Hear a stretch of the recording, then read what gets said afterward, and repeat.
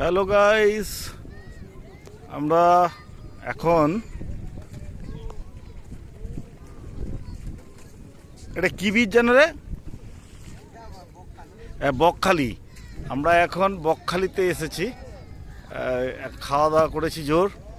হ্যাঁ, তারপরে আমরা একটু বকখালি দর্শন করছি। তবে গাইস, দীঘা বকখালিতে তো আমি কিছুই দেখতে পাচ্ছি না। এই সমুদ্রও তো প্রায় এখান থেকে প্রায় 3 কিলোমিটার দূরে গেলে সমুদ্র। কে যাবে অতটা হেঁটে?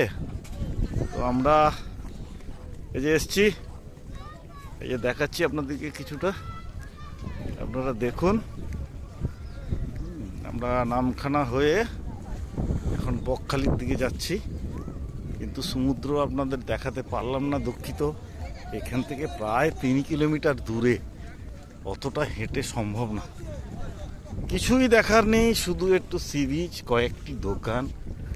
হ্যাঁ, যদি কেউ ভেবে থাকেন যে আমরা যাব, তাদের উদ্দেশ্যে বলি আপনারা আসবেন না বকখালিতে। বকখালিতে কিছুই নেই।